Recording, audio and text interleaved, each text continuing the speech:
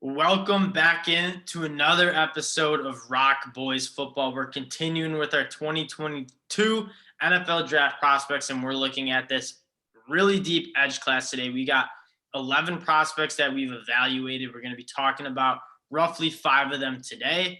We worked through our kind of tier 1 guys, that Hutch, Thibodeau, Karlaftis, Jermaine Johnson group, and we're moving on to the next crop of guys. Starting off with the transfer from Temple, Arnold Ebiketie from Penn State. The boys love Arnold Ebiketie.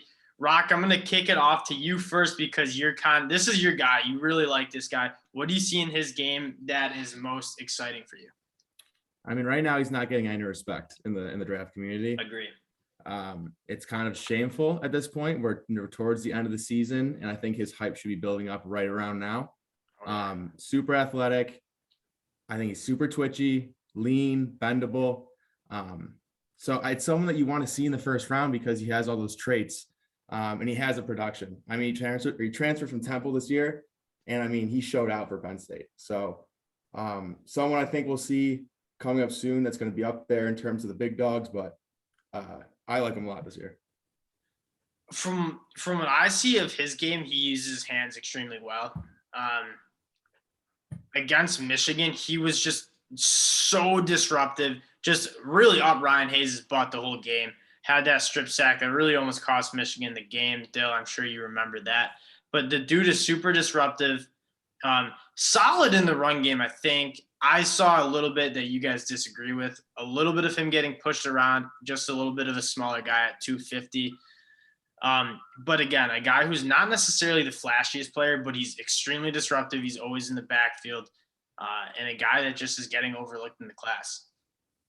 Yeah, my worry about him is dealing with the more physical tackles. I think in both run and pass. I think against Auburn, he was really good, but I think you saw moments where he should have finished some reps by just running through that left tackle because he'd keep him off balance, and sometimes he just didn't quite have the power to drive through him and finish his sack. So it's the one thing that concerns me. But I mean, against Michigan, though, you did see the pie. Like, you did see him running through Ryan Hayes at Michigan, and you saw him do it. So I think the run game, I'm a little more concerned about getting banged around. I think he was solid, but at the pro level, I do have some concerns about the power. But otherwise, echo what you guys said, like a really refined pass rusher who was super productive, and I don't get why people are hating on him. I really agree with, like, he's just a technician. Like, some of it, he's got a plethora of pass rush moves. I heard him on a podcast talk about like 3 specific moves he likes to go with, and he's very good at them. And you can see he's not just winning with like elite athleticism, which he's a good athlete. I wouldn't necessarily say, I don't know if I'm as high on the athletic traits as you two are, but there's something to be nuts. Yeah, but either way, like, I think there's something to be said with, I'm just going to be like freaking really good at the technical aspect of rushing the passer, using my hands and not letting tackles get on me. And he's that dude. Like, he's really good at it. He was good at it in Temple. He comes into the Big Ten, a really loaded conference this year, and worked on some really good tackles. Nicholas St. Pierre, I think he was getting the better of, and then Ryan Hayes, who I think is going to be an all Big Ten guy this year too. Just a really good season. And going back to what Dill said about like the run stopping, I think his initial pop off the line of scrimmage is great. I think that when it comes down to like setting his feet and maintaining a gap, that's when he kind of gets washed down. Yeah. But I mean, you see them, they trusted him sliding him down like a 3 or a 4 eye tech. Yeah. And he stood his own for a lot of the games. I know like the Michigan game, he had some bad reps, but if you turn on some of the Iowa tape, his quickness alone got him in the backfield numerous times. So it's kind of just get him in the weight room a little bit in the NFL, see what he can do. But I think he could potentially become a good like all around edge prospect. Yeah, I think he's one of the higher floor guys. Like, he's just a super solid football player. And that last thing I want to say before we move on is, against Michigan, he played like every snap of that game. And then when they were trying to run the ball to kind of run out that clock and win the game, they were bringing in that heavy tight end, Trente Jones, who's going to play tackle for us for Michigan next year, fresh. You know what I mean? So it's like, this guy's played 40 plus snaps. Trente Jones hasn't played all game, and it's just like fresh legs. And he definitely gave up some ground in the run game. But Extremely impressive season for this dude. Moving on to David Ajabo and Drake Jackson. We talked about them a little bit last episode when we covered the edge guys, so we're not going to spend too much time on this guy. David Ajabo, I'm lower on him, and that's why he's coming in at 6. I just think there's a lot of question marks in his game, but there's a lot of things that are super excited. I think this guy's a legit chance to go in the top 15, maybe even the top 10. Some of the most impressive traits you'll see. Dude hasn't played football for over 5 years, recorded 10 plus sacks for Michigan.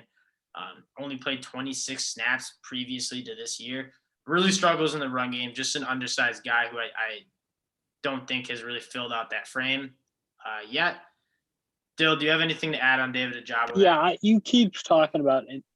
Granted, he wasn't great in the run game, but what I think you miss and overlook is that he got better every game. It's true. And he was playing more and more I mean, that's kind of what you look for with a guy like him because, he might struggle. He is thinner. He's not quite filled himself out.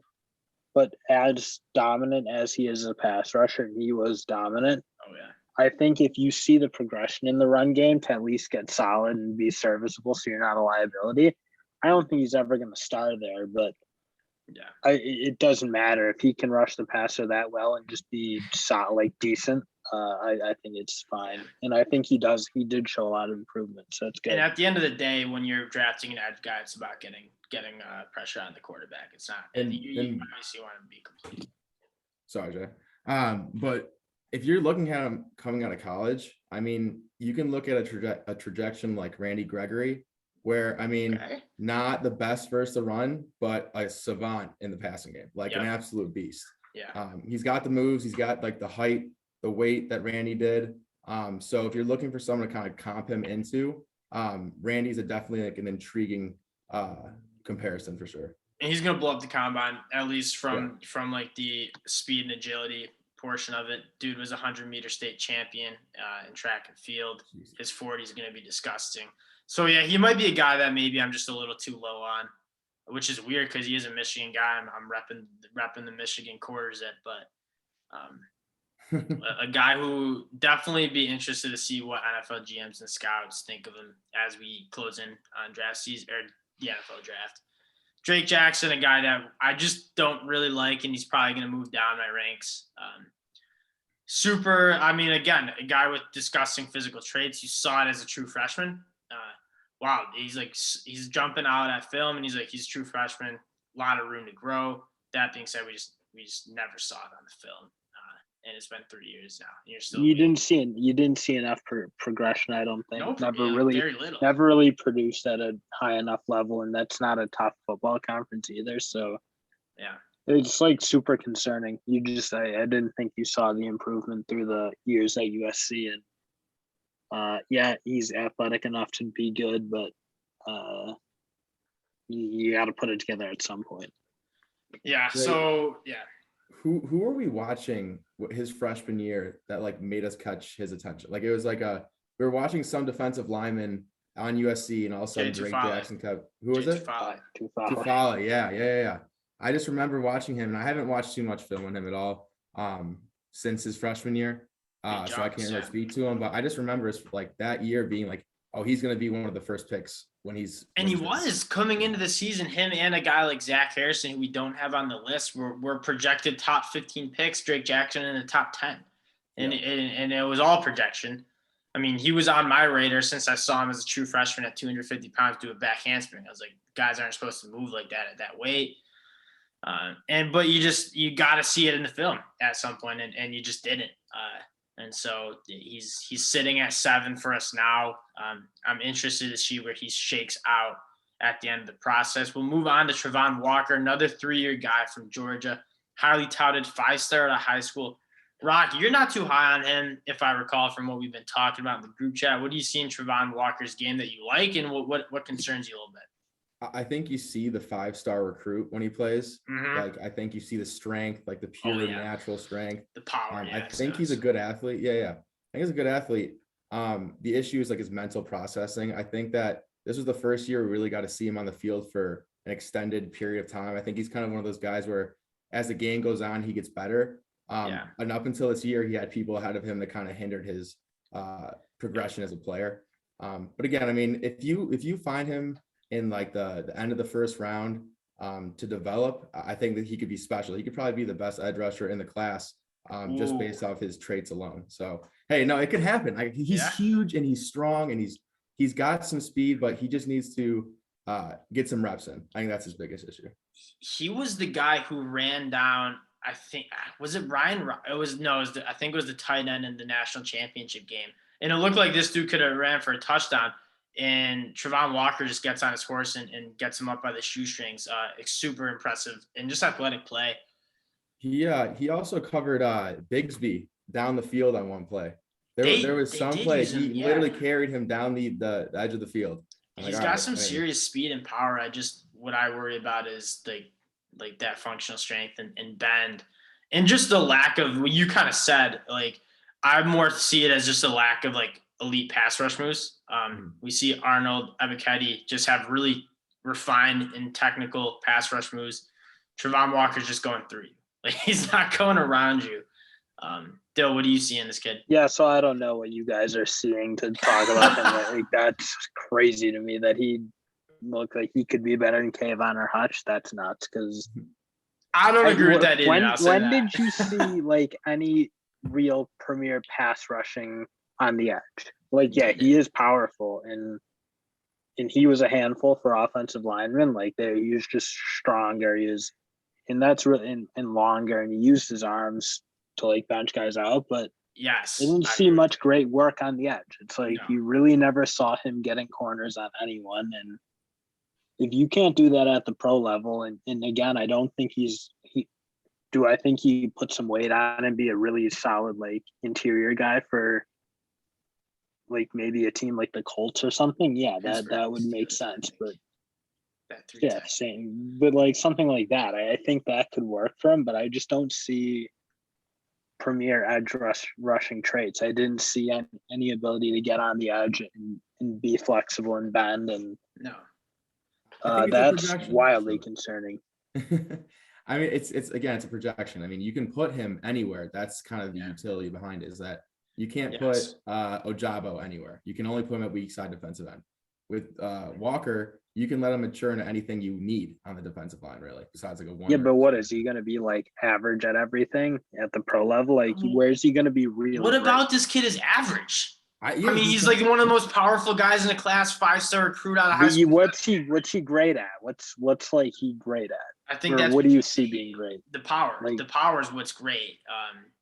A little bit like Carl Aftis, where it's like, he doesn't have like the bend to win like necessarily. Yeah, Carl Aftis has good pass rushing like toolbox, if you will. Like, he's not bendy, but he uses his hands elite, and he's got good moves at least.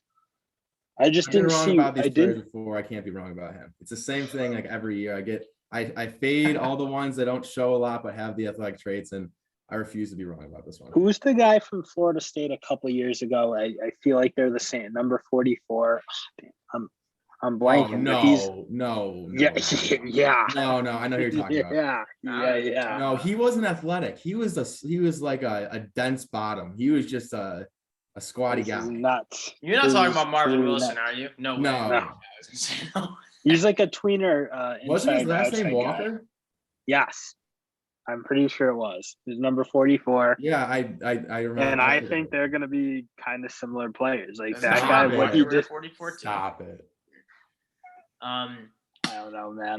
The boys are, and we knew this would happen in the group chat. We all sent our rankings in to get this out, and it's like just everybody's everywhere. Let's move on to Cam Thomas out of San Diego State. I'll start on him, and then I'll kick it off to Rock because this is Rock's dog. Super productive, and he got phenomenal penetration. I believe I'm going to look at my notes real quick. 20 and a half tackles for a loss and 71 tackles on the season. I mean, dude was living in opponents' backfields, very good against the run. My problem is it seems like he's just a gap shooter, and not necessarily. I'm going to leave it for Rock and Dill to kind of handle this, but is that necessarily a bad thing if you're just shooting gaps and making plays, but then kind of like giving up some running lanes? What is your take on that, Rock? I mean, I think he's great at playing half man in the run game. Like shooting gaps in a double team is not a bad thing because then they can't get your hands on you. But He's baby JJ Watt. He's I've Aiden seen that. Hutchinson light. Like, I mean, dude, like, I don't know why the please. hate is there for him, like putting him under guys that you should not be right now. It's disrespectful. I mean, the production was there. You watch his tape and he literally looks like he does not belong there. I mean, when you see that, you can't he was playing. He was in the Mountain West. So yeah. But that's like, my point. Is I'm excited for the Senior Bowl. Yeah. He is a Senior Those Bowl guys who guy. are He's non-Power gotta 5 excel. dudes. You He's need gonna to eat in show the it Senior against the Bowl. elite guys. Like, And- when's the best guard or tackle he's gone up against? I mean, sure, but he can only play his competition. I mean, he could have That's true. transferred this year, but what are you Very going to fair. do about it? I mean, I think you can play him inside and out. I mean, he's 270 right now. I bet by the time the combine rolls around, I bet he's like 280, 282. Yeah. And like, depending on where a team wants him, he can be flexible that way because he's not like a fat 270. He's like a built 270 He with moves well. athletic prowess. And I think his pass rush moves are like top notch. I saw some mean- crazy swim moves out of him. Yeah, his push pull, Yeah, he like, gets people people can't get on to their him. face. It's Yeah, amazing. It was I love impressive. it. And again, he's a guy that moves up. And I'm if he has a good Senior Bowl week, I'm very happy to move him up over Travon Walker and maybe Drake Jackson. Well, for sure, Drake Jackson. I'm not that big on that dude. Yeah, so I mean, I'm a little less sold than my guy Noah over here, but if he does dominate the Senior Bowl, then it's like, yeah, it'll be hard to deny because you're right, he did dominate that competition, and he does have enough, I think, in the toolbox with the pass rushing moves and the ability to use his hands well. That I'll kind of honestly just wait till the senior. He's a guy like a Trevor Penning, a Bernard Ryman, like some of those guys. You're just waiting for the Senior Bowl, and if they dominate, like, okay, it justifies what they did against probably lesser competition. How crazy is it that the Senior Bowl is like becoming the most important bowl game of any bowl games? Dude, you see guys just rock it. Quinn Miners last year. It's literally everything. Eric Fisher from Central Michigan, correct? In like 2012. Yeah. Mm-hmm. He was a guy who was mid to late first round, goes to the Senior Bowl, dominates first overall pick. And that's how big, like, guys, like, that's just how the Senior Bowl has become. Aaron Donald. Yeah, guys are just making a lot of money going and performing well for that week. And the Senior Bowl, I believe they took their measurements in today. Practices start tomorrow. And it's a big deal. I mean, it is a big deal. And you got to love it. That's the biggest thing we care about when we're evaluating prospects is how are they performing against NFL level talent. So like a guy like Nicholas Petit-Frere struggled against guys who are NFL level talent like Hutch and Arnold Ebiketie. That's why he's a little lower on my board. And so how are guys going to do against guys they're going to see on Sunday? It's a big deal, and I get it. So Cameron Thomas, you got to watch. And he's going to be a guy that for a couple of years we're going to be talking about and seeing who's right and wrong about him. Kingsley Enigbari, 35-inch arms, comes in at the Senior Bowl. Rock, I'm going to kick it to you here. You've watched a lot of him. He was kind of a guy that was on your radar for a while from South Carolina. What is your take on him after getting through his film? I mean, like, he was on my radar. I thought I liked him a lot. And then this year rolled around and you watch his tape. And I mean, he shows flashes. I mean, that's the best thing about him. He shows a lot, and then he won't show anything at all. Like, he'll get lost in blocks. He'll kind of like play half-ass football, patty cake, and just like won't do anything. There's some plays where it's like, are you even like thinking about football? Like, he's like on just like not even close to the football. It's like he's not even like playing the game. And my notes literally kind of what you said: bad motor, inconsistent in the pass rush, flashes good traits, but need to see more of it. Now, I mean, like, you summed it up. That's exactly what the notes I have on this dude. Yeah. Inconsistent. Dill, what are you seeing there? I mean, the one thing and again, I think the effort and the consistency is like very, like, I think everybody kind of sees that, because otherwise he's a first round pick. He's got, when he's on and playing hard and playing well, he's dominant. I thought he was a very, very good player. So if you can, I mean, the one thing you can excuse, very similar to who's the UConn D tackle again? Travis Jones, yeah. Travis, like, guys who are playing in games where they're getting the wheels beat off them, like, bad. And South Carolina was in a lot of games where they were getting absolutely pounded 30-0 in the third quarter. And Yeah. so when you're stuck in those games, it's like it's not an excuse to like play less hard, but at You the can see same why, time, the energy does get zapped out of the room when you're losing 30-0. And again, I think South Carolina had been in a lot of those games during his career, but when you see him, I think for his size and his he's got really, really explosive. He does use his hands at times, and yeah, I don't know. I think if you think you can get the most out of him, he's in my mind first round talent. We've seen a guy like that come out of South Carolina, a little bit much better prospect. I'm talking about Jadeveon Clowney, a guy who, oh my God, the Cameron Thomas fan over there. But a Jadeveon Clowney, a guy who also had questions about work ethic, motor, and Even you could Spurrier argue, was calling him out and stuff. yeah, but when you have your own coach calling him out, interesting guy to keep our eyes on. He's down at the Senior Bowl as well. Last prospect. I mean, you for me, you saw like some major explosion for that size and the ability to get on the edge at that size and also run straight through offensive tackles. So that being said, one thing I'm a much bigger fan than you two. I think you should. There's no excuse for not playing hard. It doesn't matter. Like, and that's just going to be a thing. I think GMs care about that. Not an excuse for it. And like you're going to face adversity when you get to the next level, and you got to be able to handle it. And potentially, we didn't see that. We don't necessarily know what was going on with the health or the conditioning or whatever. But got the long arms. He does 35-inch arms, and the analytic nerds that run the NFL now are going to love it. Marvin Leo, last prospect. I'm gonna kick it off to my brother first because he's a guy that we hated him before it was cool to hate him. He was a guy who was a top 10 prospect on people's big boards. Till I turn on the film of this dude in December, and we're like, it's just not there. Now this is a tough one because he had wild production. Because he had wild production. Like undeniable. What was his wild? I need to see this. 8.5 sacks and 12.5 TFLs. That's 13 total sacks for his career. It's not wild, but you're that's very good. I don't know what you're talking about, especially as a guy playing inside a lot. So you're just like, you don't know football. He didn't play that much inside. Oh my God.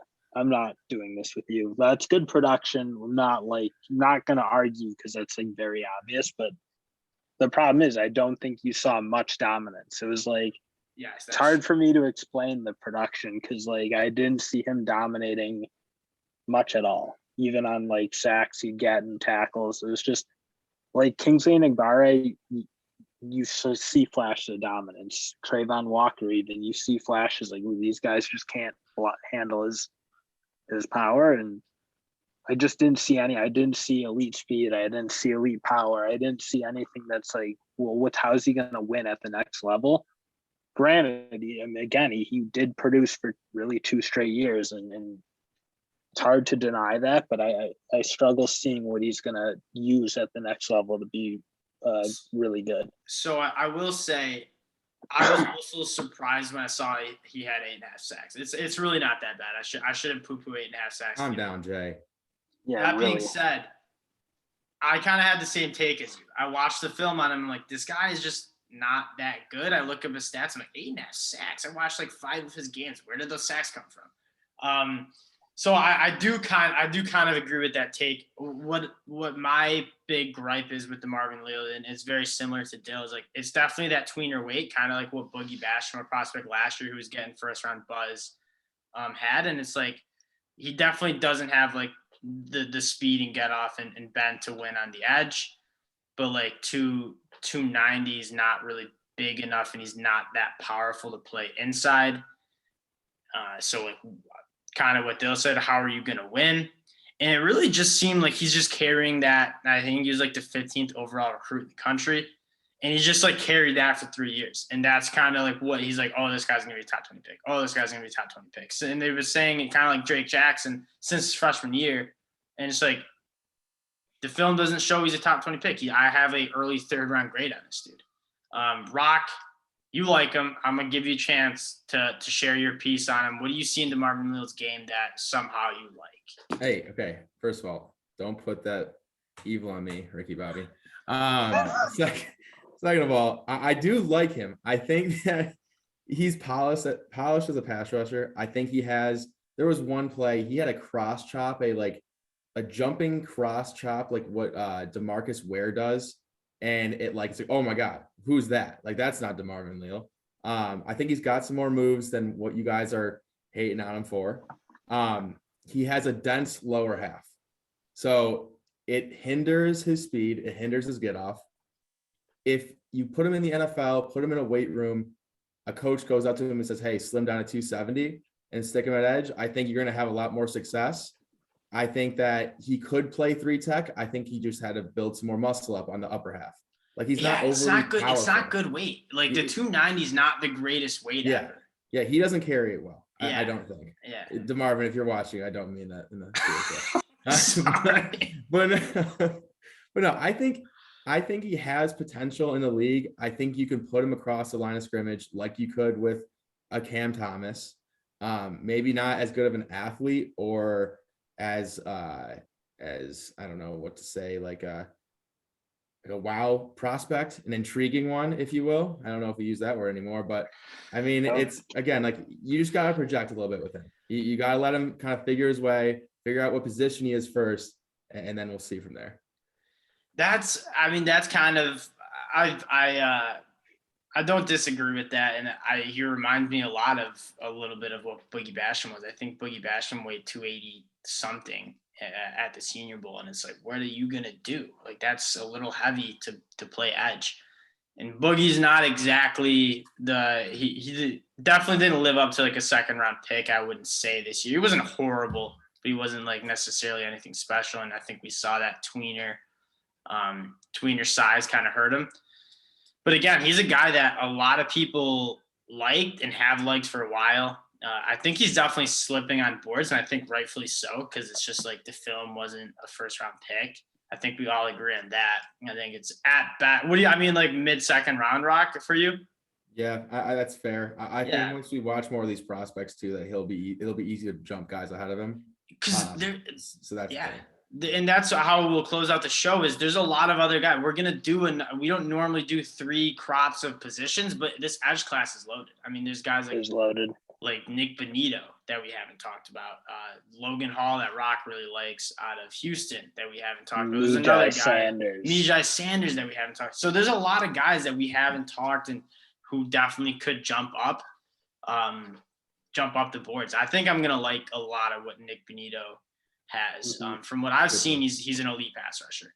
And again, kind of like David Ajabo, struggled in the run game, but you don't get drafted at edge to play the run. You get drafted to go sack the quarterback. So we're going to be back with one more tier of edge defenders, just because it's such a deep class. And I think there's a legit chance that we see 12 edge guys drafted in the first 2 days of the draft. Deep class. It's an exciting and high valued position in the NFL draft. A lot of guys who are just freak athletes. And then a lot of these episodes are going to be coming after the Senior Bowl. So we're going to have the Senior Bowl notes, and we're going to have the Senior Bowl tape out, and we're going to really see what these prospects are made of, some of the guys like Cam Thomas. Once again, appreciate all y'all guys watching our videos, and we'll be back with more draft content. Rock, appreciate you joining us. We'll talk to y'all later. Peace.